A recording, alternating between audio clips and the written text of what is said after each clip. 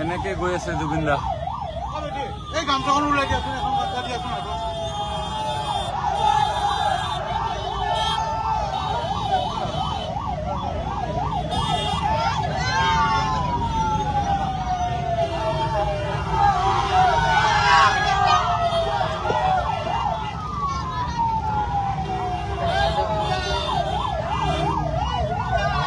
এইগৰাকী আপোনালোকৰ অতি মৰমৰ শিল্পী, তেওঁৰ কণ্ঠ আজি বাকৰুদ্ধ।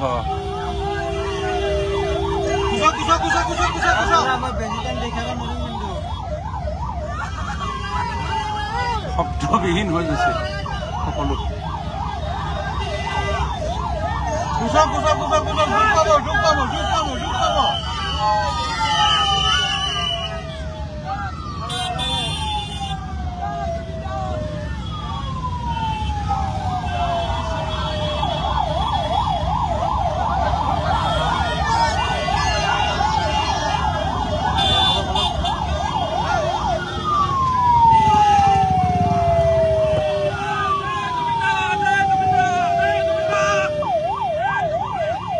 দুখ পাবা।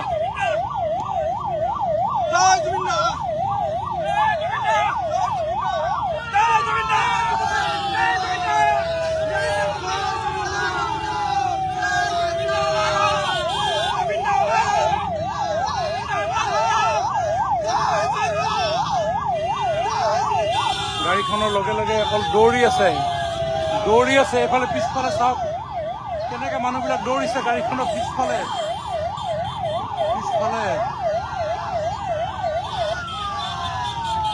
কি দৃশ্য,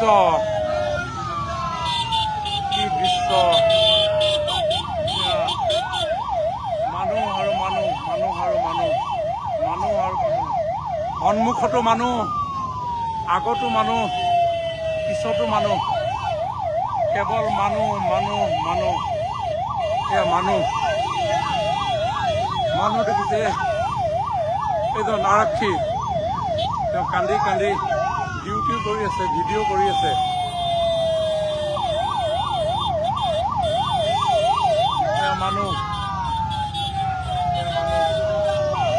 এয়া মানুহ, কিন্তু জুবিন গাৰ্গে আজি মানুহ চাবলৈ তেওঁ হাৰে থকা নাই।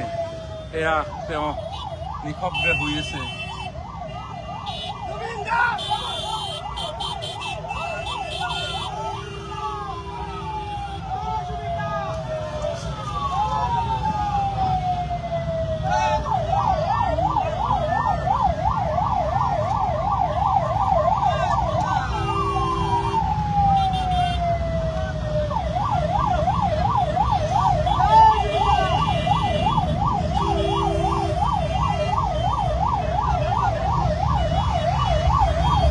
সহস্ৰ শ্ৰোতা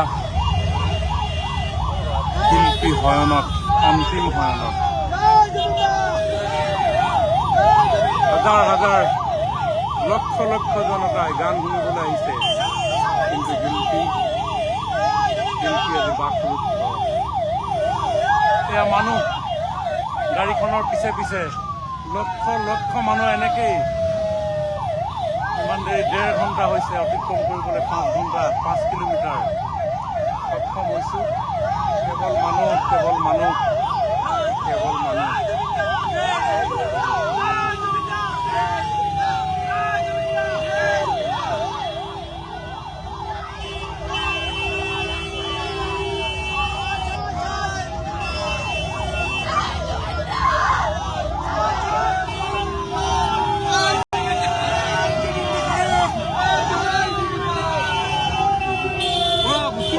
ভাল পাইছো। হ'ব, চিন্তা নকৰিব, ভাল হ'ব।